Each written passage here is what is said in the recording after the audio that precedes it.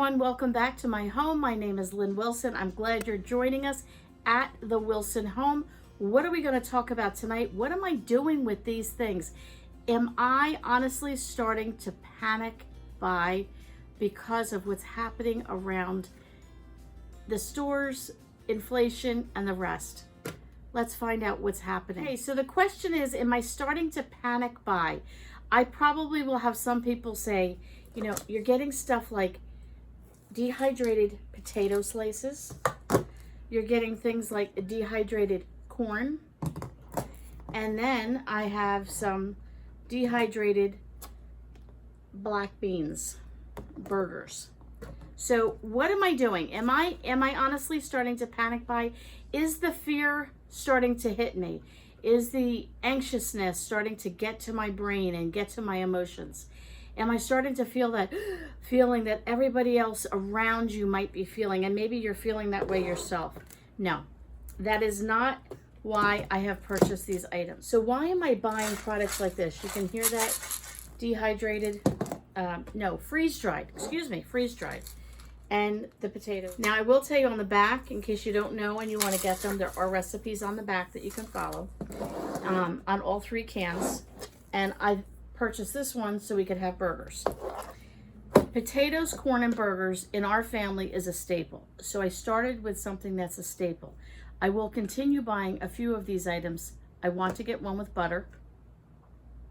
I have powdered milk already.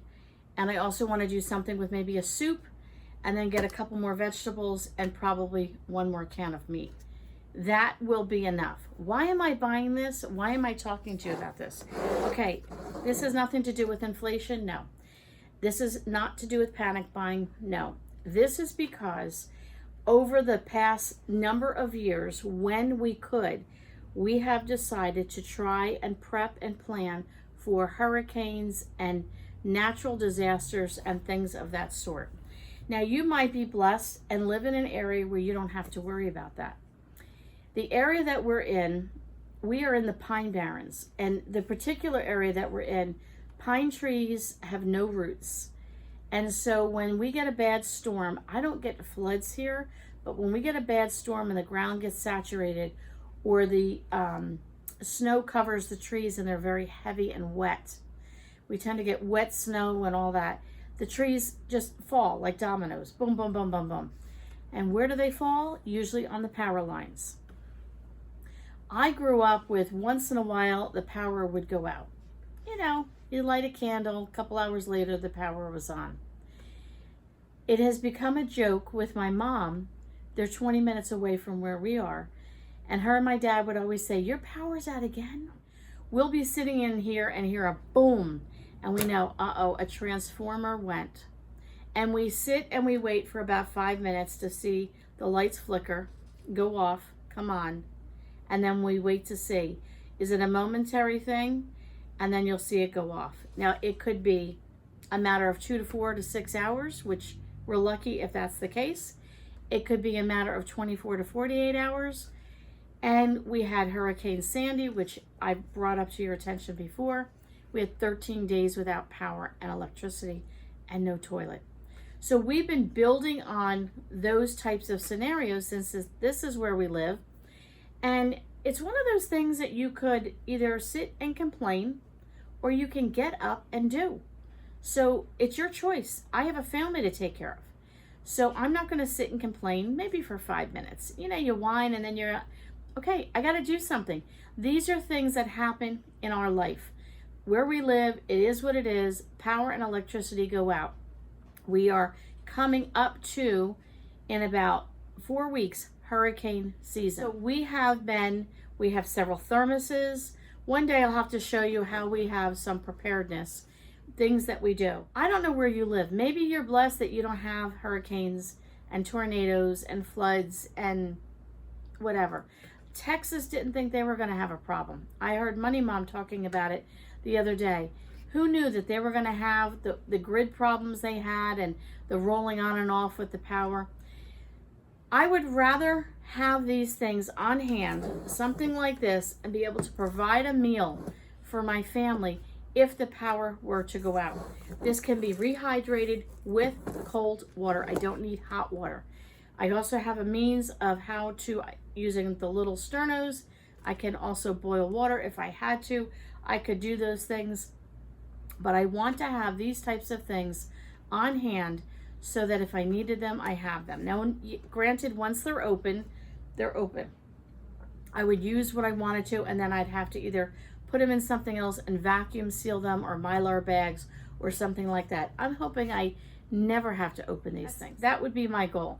But I'm trying to build on what I have in preparedness. You know, it's always those times that you forget your umbrella is when it rains. But the minute you have your umbrella, you say, why did I even bring it? It's not raining. So being prepared kind of reduces the stress level. It's still going to be stressful when that moment comes, but you want to reduce it. Other things that we can do that we think are handy is I have a stockpile of canned chicken. I have a stockpile of canned ham. We have a stockpile of canned tuna. I absolutely love this roast beef from Dollar General. We are now stockpiling this. It's $3 something a can, and I will get a can now and again. I'm stocking up on cans of corned beef. I'm stocking up on cans of luncheon meat, something like a Spam.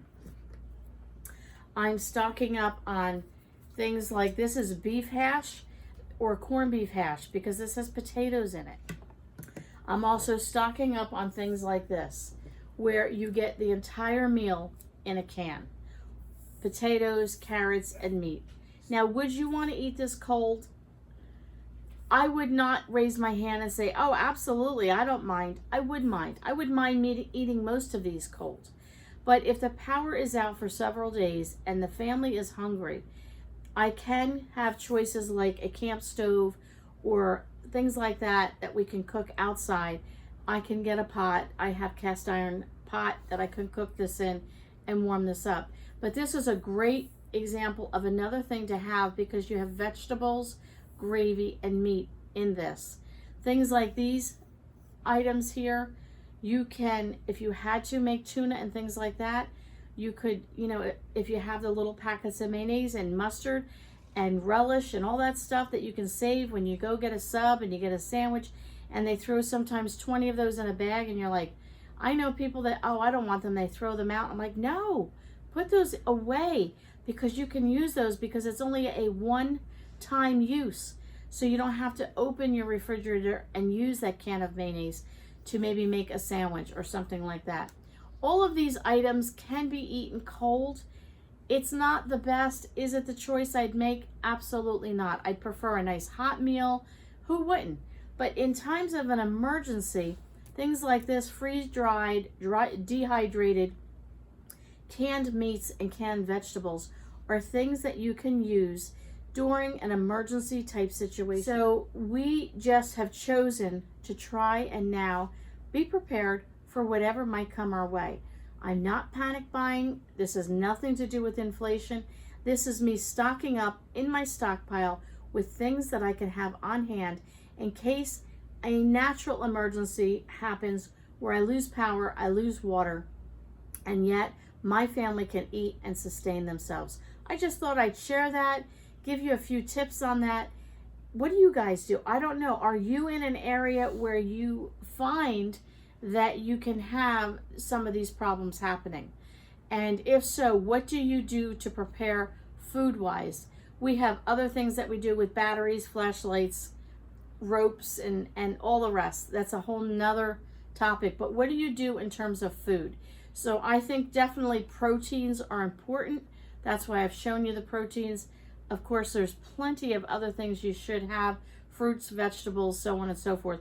But this is just to show you how we are starting to get prepared because that hurricane season is only about a month away, and I want to be prepared.